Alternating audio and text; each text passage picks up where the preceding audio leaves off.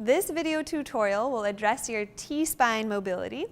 So specifically, if you could just rotate here, specifically right in this region that tends to get really adhered, and you might even have myofascial density or really thick ropey fascia here.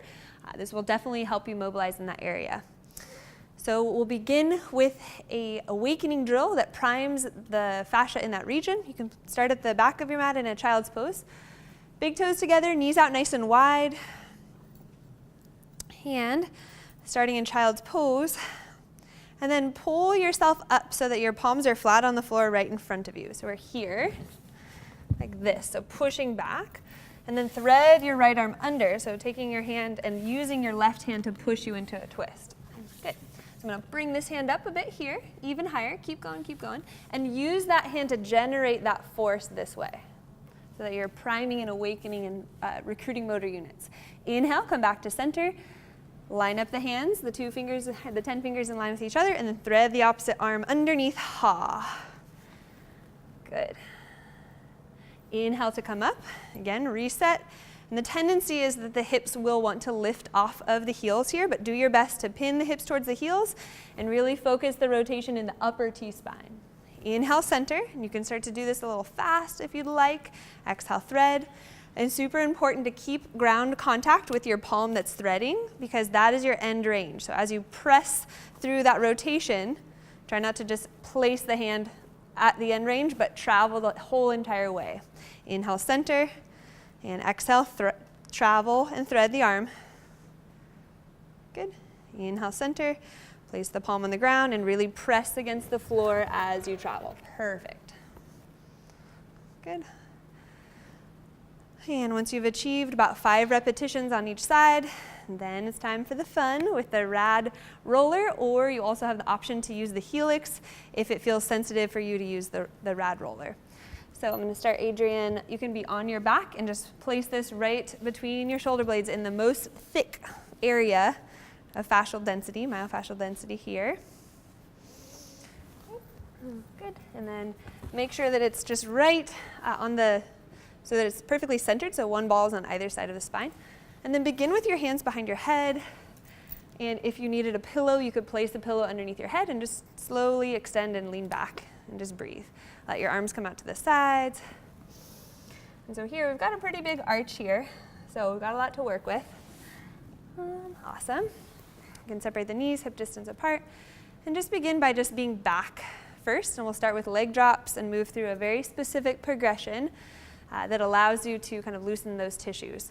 So one thing I want you to think about is, do you feel more pressure on one side of the ball? Like, tune into that sensation. Does it feel like you're putting more pressure on the right side of the ball or the left side of the ball, or does it feel even? So take a note of that, and hopefully by the end of this progression, the sequence, you'll feel a little bit more even on both sides. Perfect. All right, so leg drops are the first piece of the progression. Slowly bring your legs to the right. They may or may not touch the floor. Just stop when you reach your end range, and then back to center. And the goal is not to allow the knees to touch the floor, but it's to use the legs as a lever for your very tubular body to create some, the fascial sleeve, to create some slight rotation and changes in leverage on either side. We'll aim for about 5 leg drops in either direction. Maintaining breath flow, staying in parasympathetic. And one more on each side. Adrian's adding a little spine neutralizing lift here. So if you're feeling, if you want to add that, you can. If that's not achievable for you, just windshield wiping the hips is plenty. And back to center. And then you can move into pelvic tilts, forward and back with the pelvis. So basically, scoop your pubic bone towards your navel, shortening that distance, and then extend that distance. About 5 repetitions in each direction, again, staying with the breath, and just tuning into that somatic experience that you're feeling as you mobilize the tissues. And remember, on a physiological level, you're increasing ground substance to the fascia. You are also increasing the viscosity between the superficial layer and the deep layer of fascia. You're starting to recruit the mechanoreceptors in different parts of the body, so the base of your spine, doing pelvic tilts.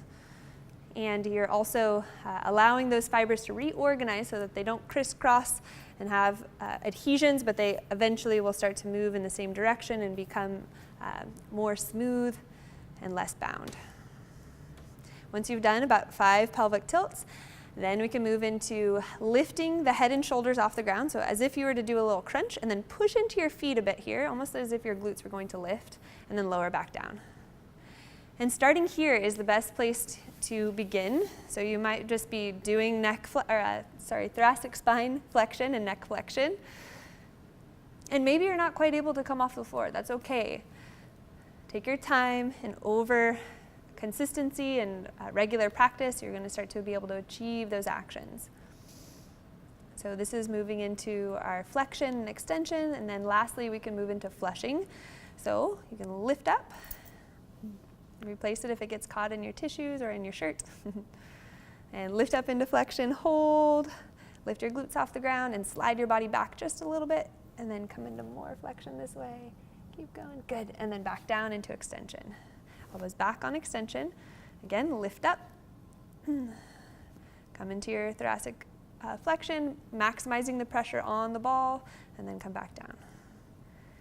And again, lift up. And you might feel your spine do little self-corrections, or you might feel some air escaping from the joint sockets, and that's totally normal. So just go with it. As long as there's no pain, it should be fine. Call them self-adjustments, and it kind of wants to sneak up, so keep it down in the mid-spine. And then the last piece, you can have the hands behind the head and come into your lateral bending side to side, bringing one elbow towards the opposite hip, and then the other, keeping the knees hip distance apart, keeping an even amount of pressure on the feet. And other variations, like I said, are to use the helix, and then slowly come back to center. And let's put that into an activation drill or an asana. Go ahead and come to standing, and we'll do 2 variations of chair with twist. So starting in mountain pose, facing forward. First variation,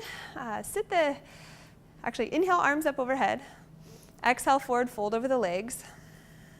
And then carve your left hand on the outside of your right ankle with the palm facing out like this.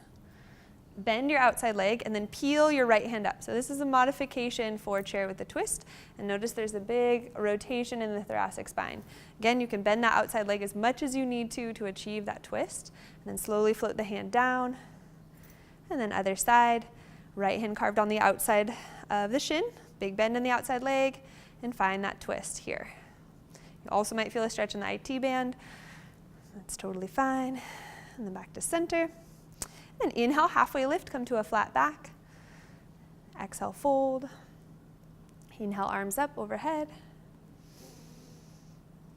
Exhale, hands to prayer.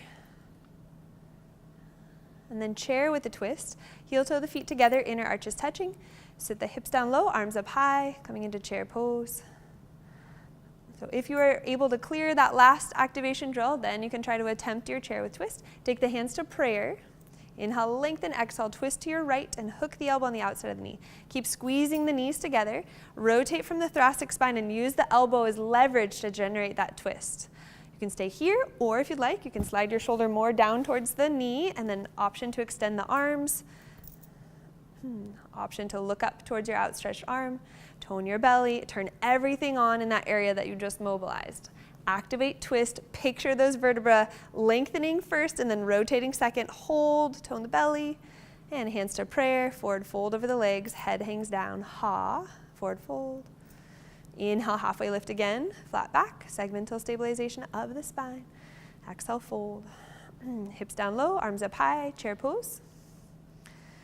So a couple different variations of chair. We'll show the athletic variation, which has a neutral lumbar curve. There's other classical asana variations where the pelvis is more tucked, but for now we'll keep this variation. Place hands to prayer. Inhale, lengthen, exhale, twist and rotate. Keep your knees in one line, slide your right knee back slightly. If it tends to deviate, you can stay here or move the shoulder down closer to the knee. And generate that twist. Option to open out the arms. One fingertip touches the floor, maybe even the palm is flat on the floor.